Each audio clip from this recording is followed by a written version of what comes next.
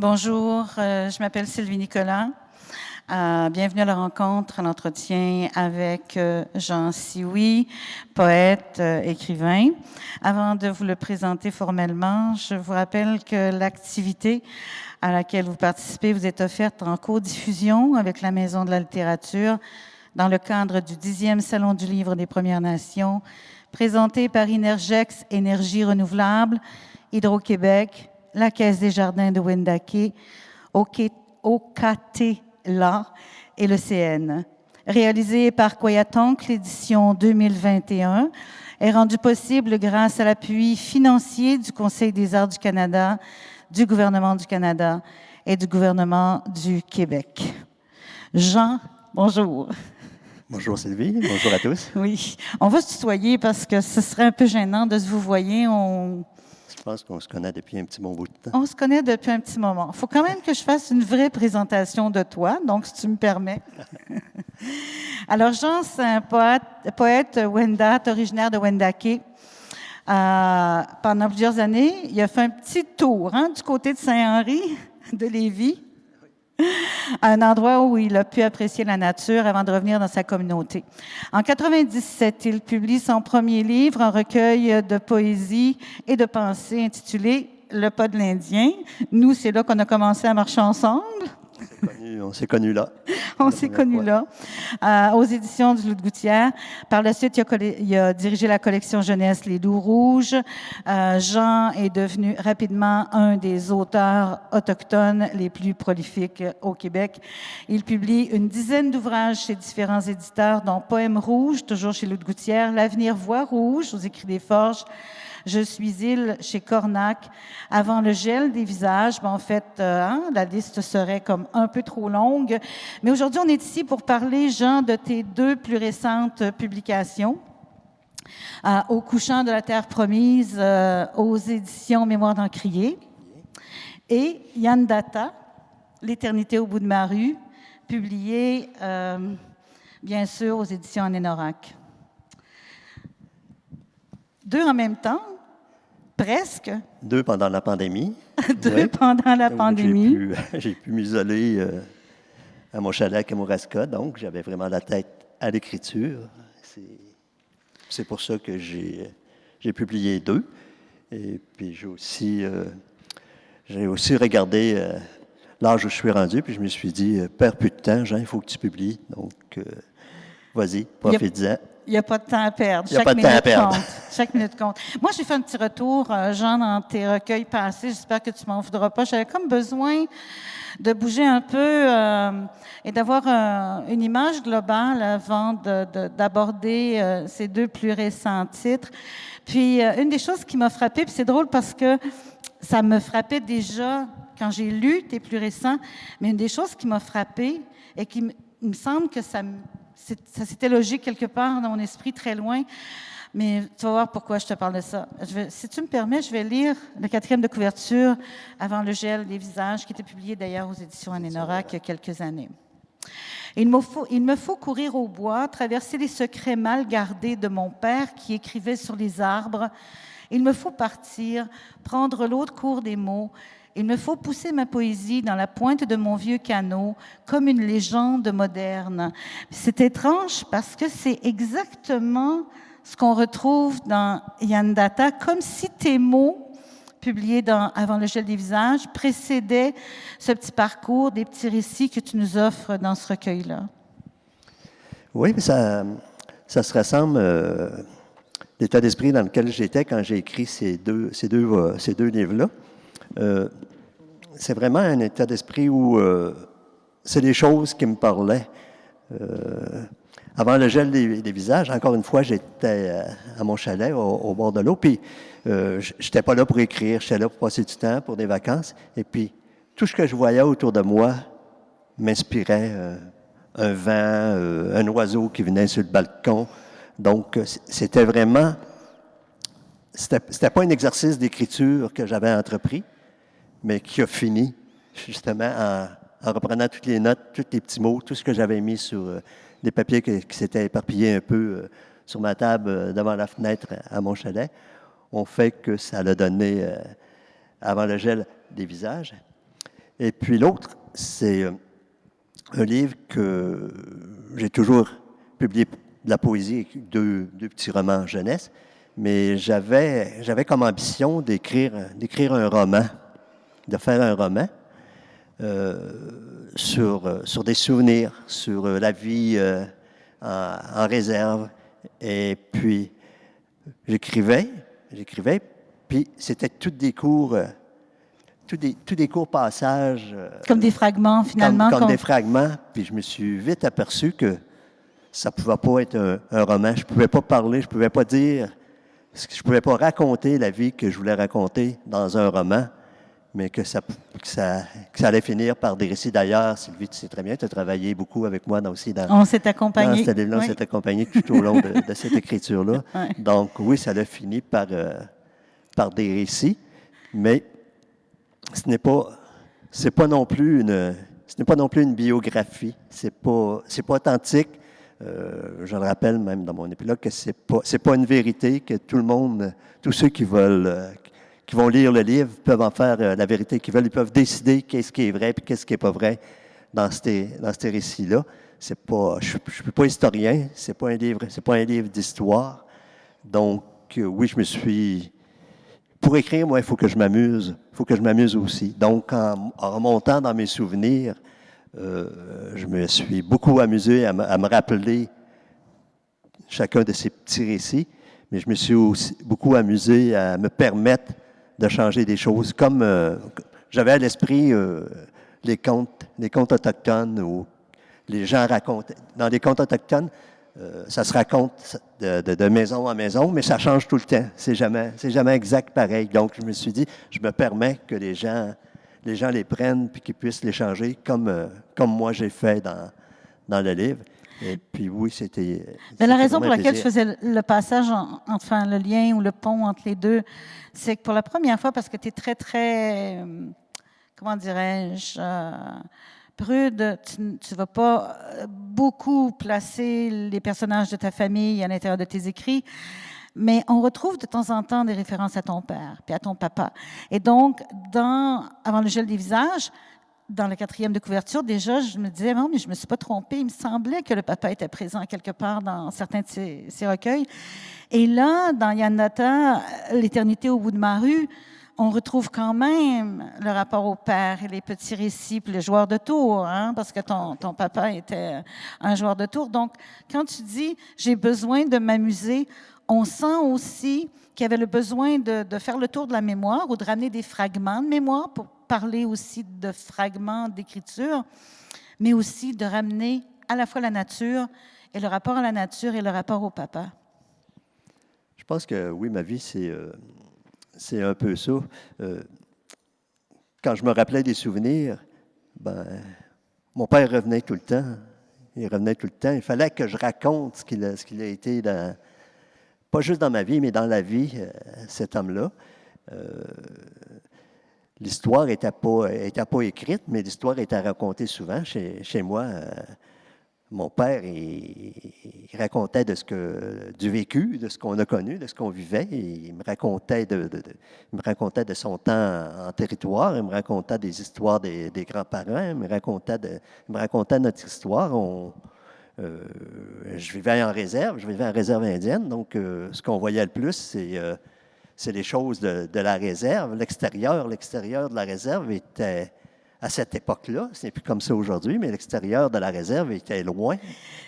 Pour nous, on était éloignés. C'était un autre monde. C'était un autre monde. Ouais. Donc, ce qu'on connaissait, c'est ceux qui habitaient tout autour de nous, cette petite population, ce petit peuple Wendat, des Hurons dans le temps, qu'on se côtoyait. Je passais d'une maison à l'autre. Je passais de chez ma grand-mère chez mon oncle, puis chez nous, où mon père, où on racontait plein de choses. Donc, quand tu es plus vieux, tu t'aperçois que ça pouvait paraître anodin à cette époque-là, mais que tu t'aperçois plus tard comment c'était important, comment c'était riche, puis que je suis content d'avoir retenu ça, et de m'en souvenir encore, et de pouvoir d'en parler. D'où l'intention aussi d'appeler ça l'éternité au bout de ma rue, hein, parce que la rue elle-même était ton monde, l'éternité c'était de l'autre L'éternité, côté. c'était à l'extérieur, mais Exact, l'extérieur exact. était souvent pas Ouais. loin. Tu nous fais découvrir plein de personnages là-dedans, parce que tu sais, bon,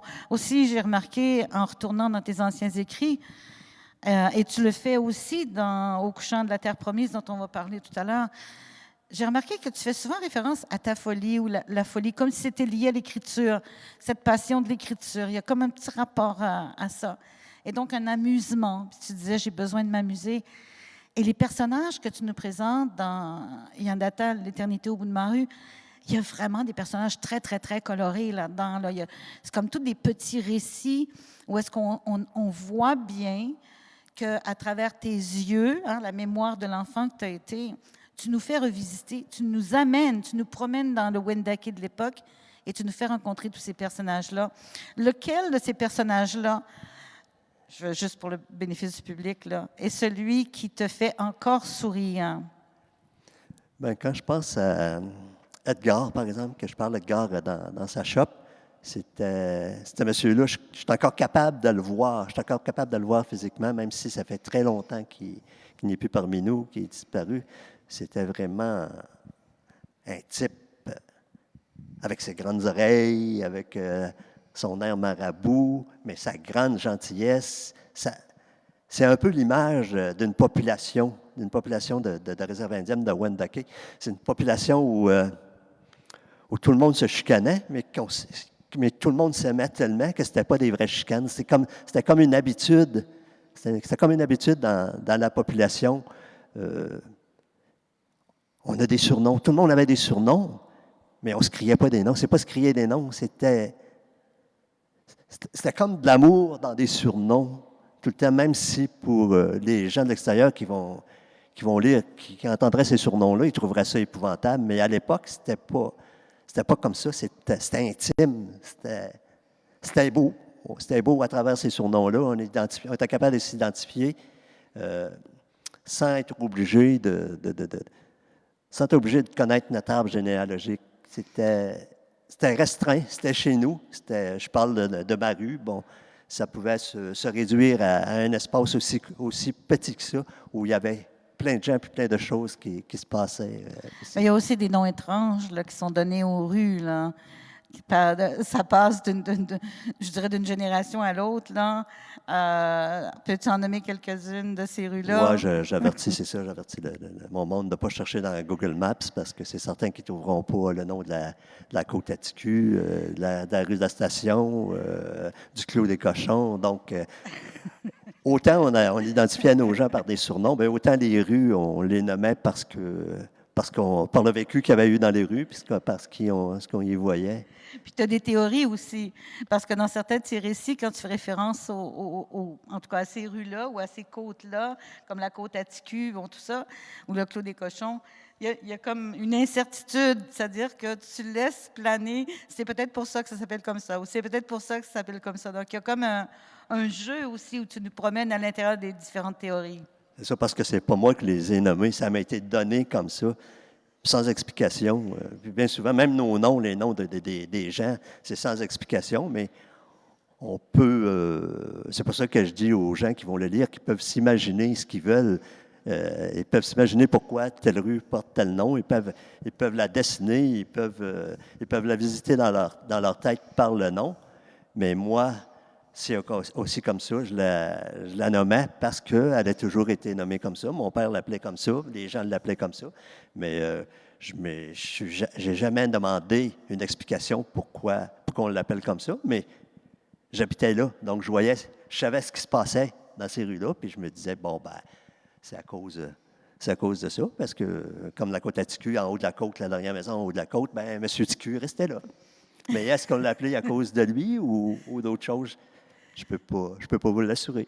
Il y a beaucoup de tendresse dans tes récits, comme on sent à quel point le retour, en tout cas dans les rues de ton enfance, dans cette Yandata que tu as connue, on sent vraiment beaucoup d'affection et beaucoup de tendresse, à la fois pour les personnages, mais aussi à la fois pour ces morceaux d'histoire qui font partie de la tienne. Oui, parce qu'il je passe à beaucoup de choses dans ces rues-là. Puis c'est tellement, pour moi, c'est tellement dommage qu'aujourd'hui, on n'ait plus de référence à toutes ces choses-là. Euh, dans des endroits restreints comme une réserve indienne, tu vois tout. Tu vois les gens qui travaillent, tu vois les enfants qui s'amusent, tu vois les femmes qui placotent, qui jasent entre eux autres. Tu vois tout ça. Mais aujourd'hui, c'est disparu. Quand je parle, par exemple, de la grotte des Prudents, bien, la grotte des Prudents n'est plus là. Les boutiques dans ma rue, les odeurs de ma rue, Oui, ils sont d'ailleurs. disparus, ils ne sont plus là. Puis Oui.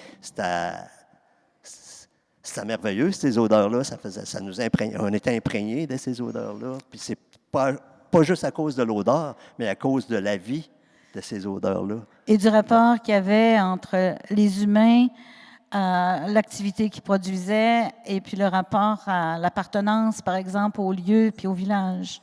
Oui, puis j'espère ou j'imagine que pour les gens de chez nous, les plus jeunes de chez nous qui vont lire ça, qui vont être capables de se faire une image de tout ça, ou de poser des questions aux plus vieux, là, c'était où, puis c'était quoi, puis comment ça se passait. C'est des images que moi, je connais très bien, que j'ai encore dans ma tête, que je suis capable de visualiser toutes ces choses-là que je définis, que j'ai fini dans mon livre, mais ça va se perdre. Donc, en m'amusant à écrire, ben, j'avais aussi une petite pensée que peut-être ces choses-là allaient pas se perdre à toujours et puis que quelqu'un pouvait peut-être fouiller un jour puis se poser des questions sur ça puis en refaire l'histoire. Oui, transmettre un petit morceau transmettre la mémoire de tout ça. Qu'est-ce qui a changé, Jean, dans ta propre écriture ou ton rapport à l'écriture entre le pas de l'Indien et au couchant de la terre promise? Hey, qu'est-ce qui a changé entre le pas de l'Indien et le pas de l'Indien? Non, mais tu sais, dans ton rapport, toi, à l'écriture. Dans mon rapport à l'écriture, c'est que, par exemple, je sais que je te l'ai dit souvent, mais il me semble qu'encore aujourd'hui, j'ai de la misère à me définir comme un écrivain de métier. Oui, j'ai beaucoup écrit, j'ai beaucoup appris. Je suis même allé étudier la littérature. Mais mon rapport à l'écriture, j'espère que c'est amélioré. Je ne sais pas, ça serait normal que je devienne toujours meilleur, mais j'écris encore parce que ça me fait vivre. J'aime écrire et puis le rapport que j'avais au début quand je me disais la journée où l'écriture va m'accabler ou que je vais arrêter d'écrire tout simplement. Mais je me dis encore la même chose. Mais j'aime écrire. Je voudrais pas que ça arrive. Puis je vais continuer à écrire puis à dire encore des choses et des choses. On sent l'émerveillement, en tout cas. Même dans le dernier recueil, on sent le même émerveillement, je dirais, dans le regard que tu portes à la nature ou sur quand tu es témoin, par exemple, un regard que tu poses sur un être humain ou tu es témoin d'une situation. On sent le même, je dirais, le même esprit de première fois, comme si tu regardais pour la première fois. Bien, tout est sujet à émerveillement. C'est un peu comme ça que j'écris. Je peux me promener, peu importe, puis voir une chose très banale, et puis elle me parle. Les choses me parlent. C'est bête à dire. Je suis en forêt, puis un écureuil peut arriver à côté de moi, puis me provoquer, parce que ce que tu fais chez nous, puis elle se met à crier, bien, elle me parle. Elle va me parler, puis je comprends son langage, je comprends sa langue. Ou ça peut être un objet, une feuille qui tombe, ou dans le livre, je commence un blizzard. OK, bien ça, c'est vrai, j'étais dehors, et puis il y a eu un petit coup de vent, puis à terre, la poussière a s'élevé, donc c'est devenu pour moi un grand blizzard. Donc ça appartient à un texte, ça appartient à un livre, donc tout comme ça, tout ce que je vois m'émerveille. Une fois, j'étais en avion, puis j'ai vu un nuage qui ressemblait à une flèche. Bien, ça appartient à un texte. C'est un peu...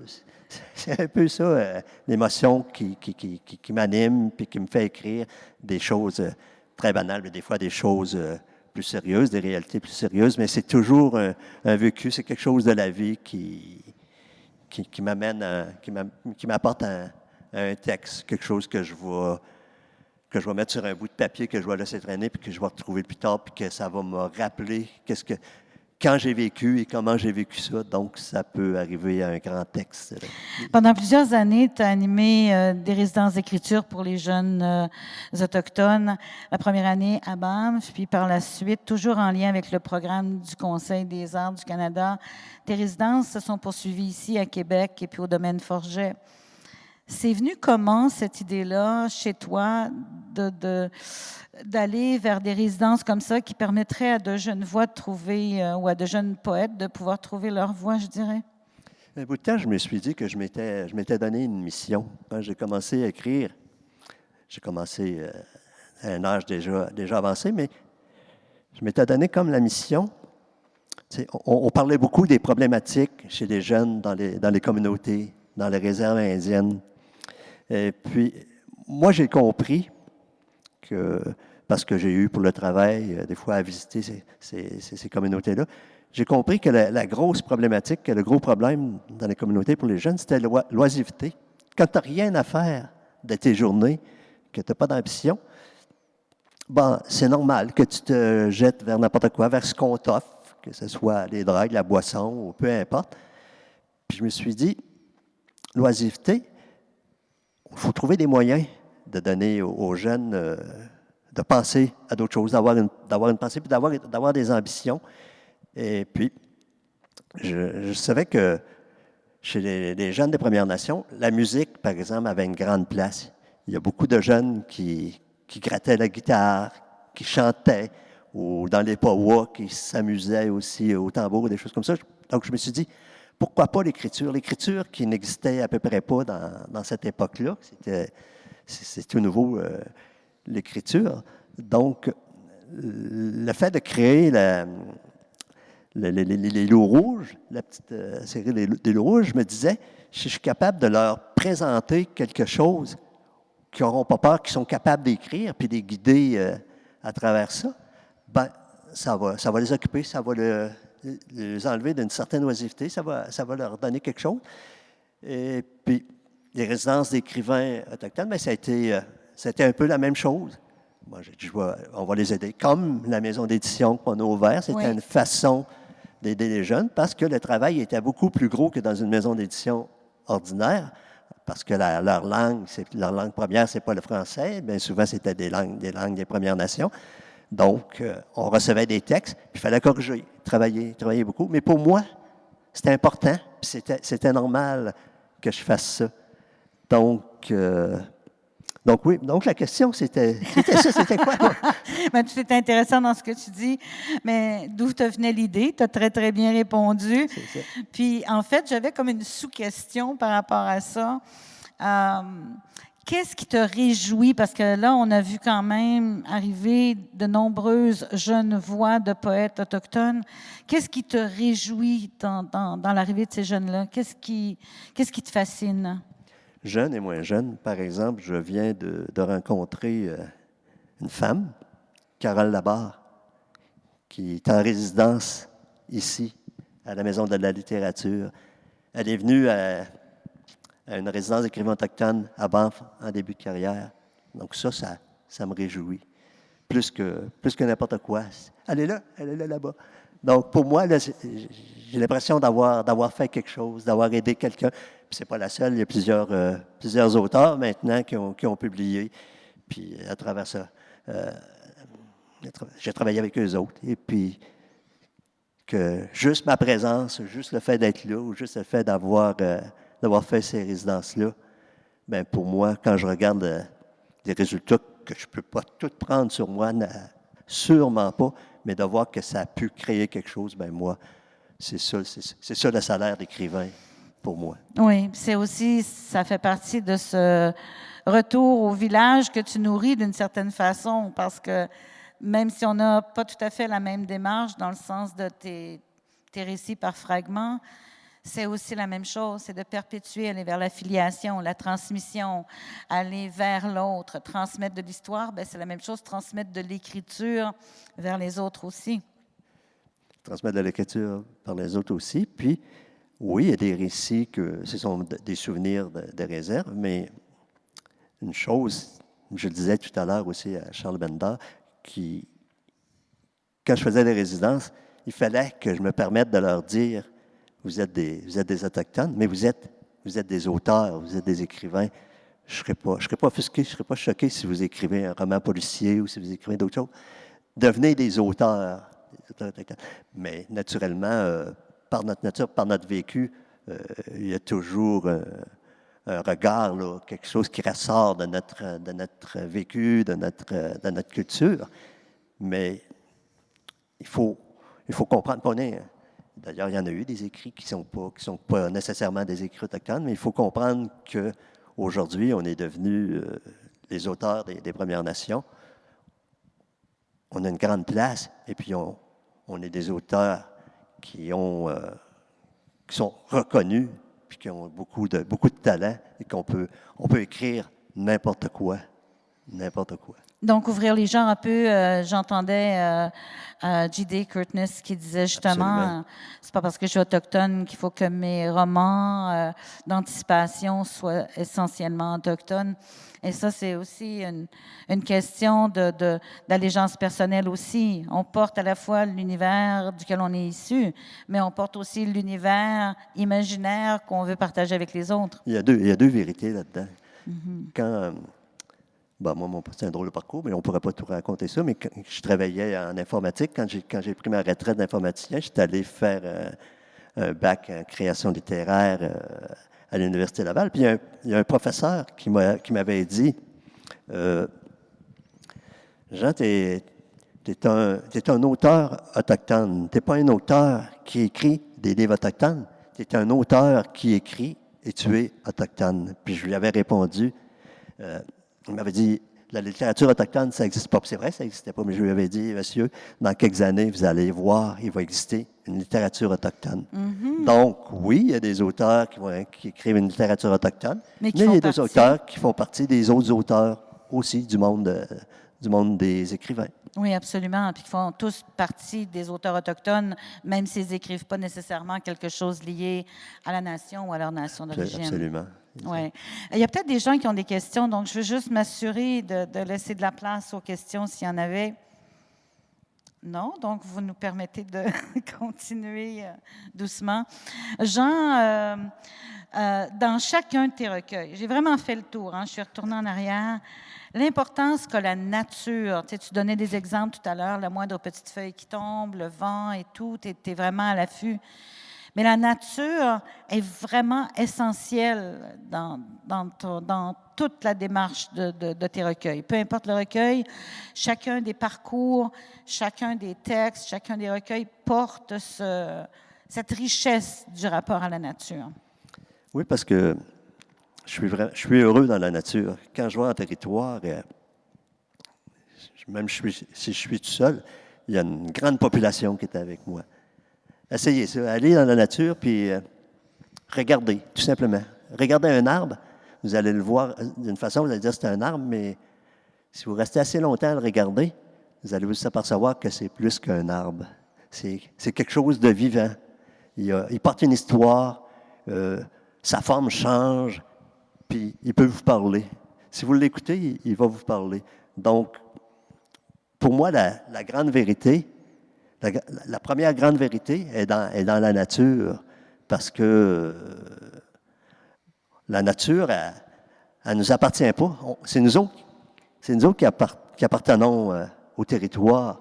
Donc, si on lui appartient, puis qu'on ne veut pas toujours lui l'exiger qu'elle se développe comme on voudrait qu'elle se développe, mais que si on l'écoute, puis qu'elle nous raconte ce qu'elle est, puisque nous autres, notre rapport avec la nature, c'est pas nous autres qui devons le définir, c'est elle qui doit définir c'est quoi notre rapport avec la nature. Donc moi, j'ai un très grand respect pour ça, et puis c'est mon monde. Quand je suis dans la nature, aussi naïvement que ça peut être, c'est toujours important, je suis toujours émerveillé, c'est toujours beau. Puis la Mais nature, là, c'est pas juste dans le territoire. La nature, ça peut être sur ton terrain chez toi. Tout ça, ça dépend des yeux que tu veux, le regard que tu veux poser Mais ton sur la écriture n'est chose. pas toujours contemplative non plus. C'est pas Ah ben toujours non. méditatif, là. Il y a des moments où la nature, elle se réveille fort, là. Puis Il y a, elle parle fort dans il y tes a des livres. moments où elle se venge, la Exact, nature. exact. Absolument.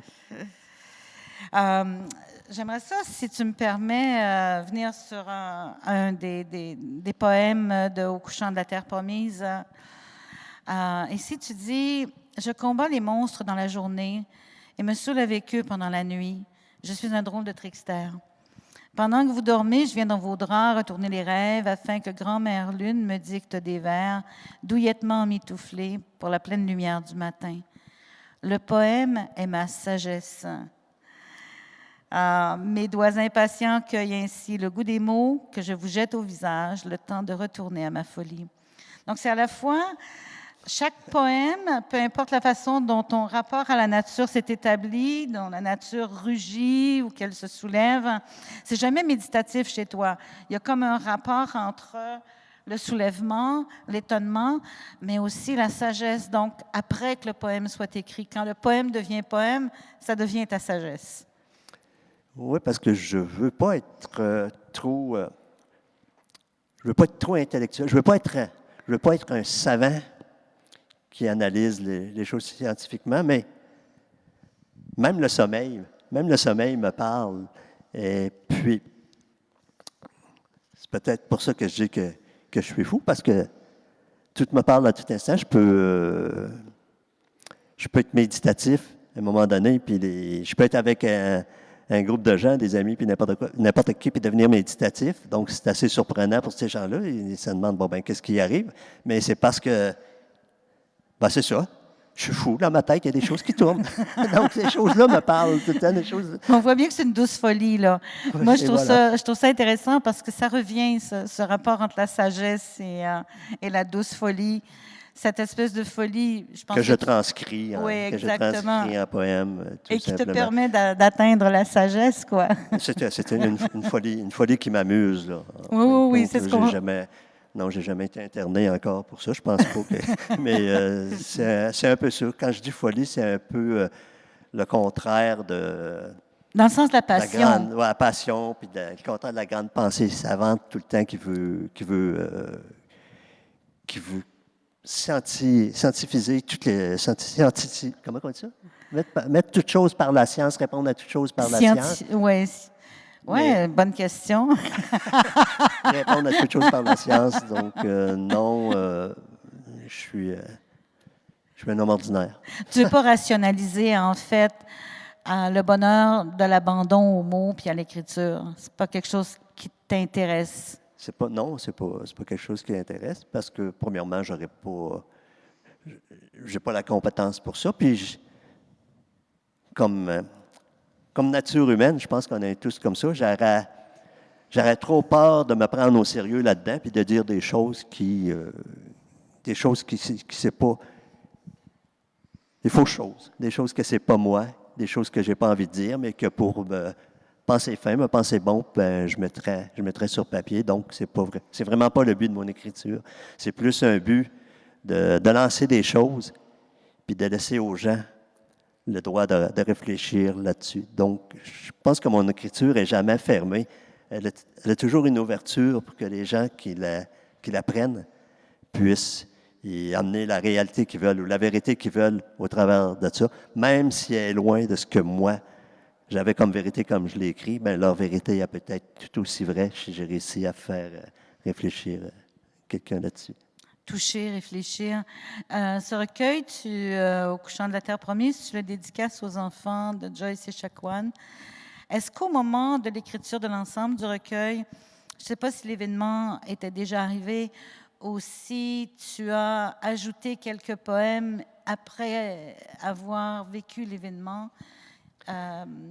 C'est le recueil qui est peut-être le plus engagé, qui était plus loin de mes habitudes, que je disais tout à l'heure, que tout m'inspire, un petit événement m'inspire, mais là, c'est vraiment un événement dramatique qui m'a amené à écrire ce livre-là. Parce que quand j'ai commencé à écrire, je devais écrire mon livre Yandata. C'était ça le but. C'était ça le but de mon écriture.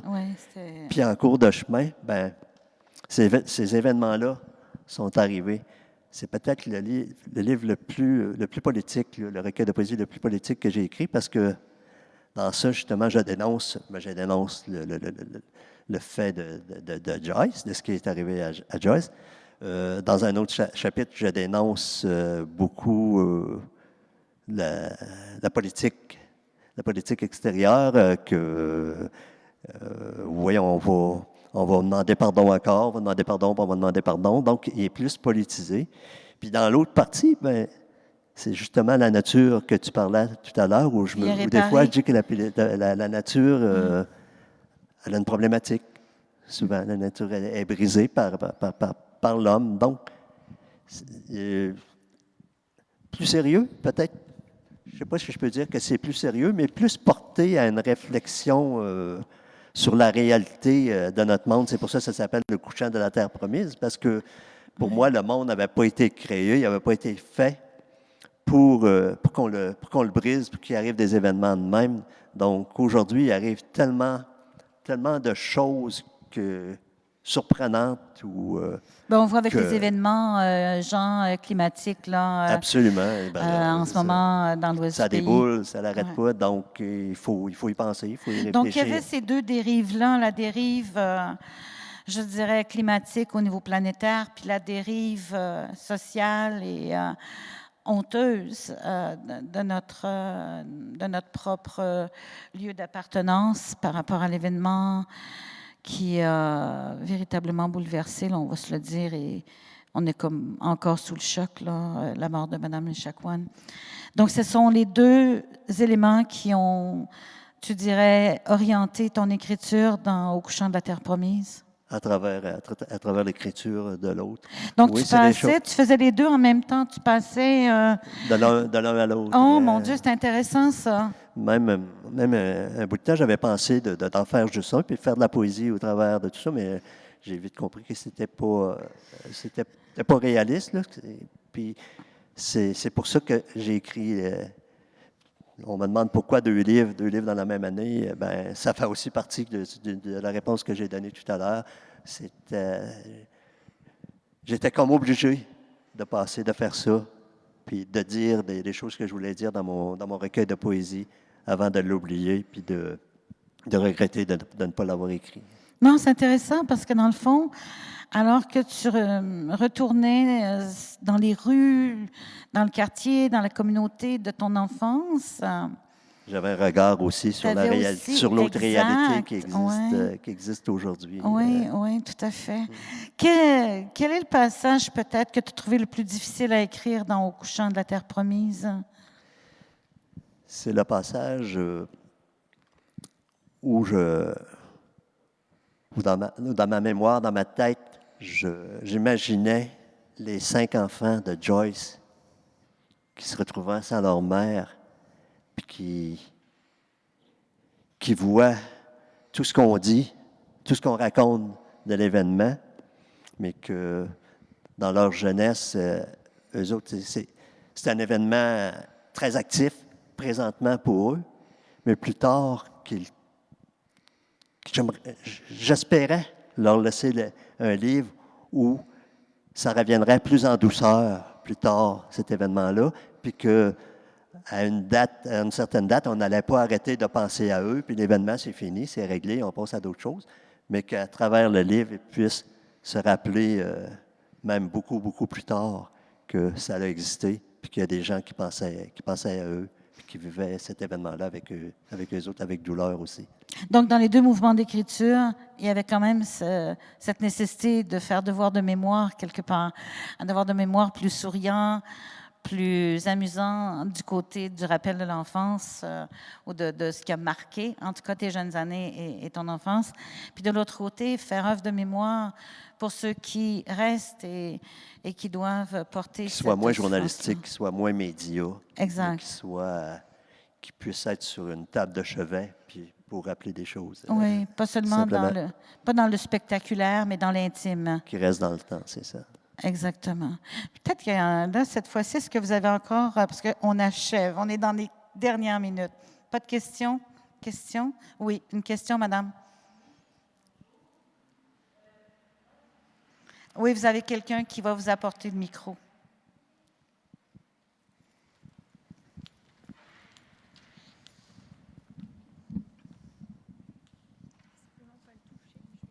Oui, bonjour. Moi, j'aimerais savoir si vous avez un lien au niveau du choix des œuvres dans la maison d'édition Ananorak. Si j'ai un lien, ben le lien qui existe, c'est évidemment que les éditions Nénorac, je les ai créées avec mon fils, qui maintenant il est le seul pilote à bord de la maison d'édition. Donc, oui, c'est mon fils. Mais le lien, si j'enlève tout ce lien familial, là, c'est que la maison d'édition Nénorac est une très bonne maison. Donc, si ce n'était pas une très bonne maison, je n'enverrais pas mon livre là, je l'aurais envoyé ailleurs. Mais oui, je pense que ça valait la peine. Je n'avais pas besoin de réfléchir longtemps, est-ce que je l'envoie là? Est-ce que je l'envoie là parce que c'est mon fils? Non, je l'envoyais là parce que c'était une bonne maison d'édition, tout simplement. Et puis, à cette maison d'édition-là travaille Sylvie, avec qui je savais qu'on ferait un bon travail ensemble. Oui, un long sentier qu'on a remonté, Un long sentier. Jean et moi, depuis le pas de l'Indien. Jean, merci infiniment, infiniment pour pour cet entretien, puis pour ta générosité, pour ta façon de nous ramener. Je rappelle, bien entendu, les deux titres, Yandata, l'éternité, au bout de ma rue, et c'est chez, évidemment, aux éditions Nénorac. Et le deuxième, Au couchant de la terre promise, publié chez Mémoire d'Encrier. Tu es en signature juste après, Jean? Juste après, je m'en vais. Je pense que oui. au Donc, kiosque. si jamais vous voulez, juste au Morin Center de l'autre côté, on vous invite d'ailleurs à faire une visite et à visiter les lieux et les éditeurs et voir les livres en présence, ainsi que les auteurs comme Jean, qui seront là pour vous offrir une dédicace. Merci beaucoup pour la rencontre. Merci, Sylvie.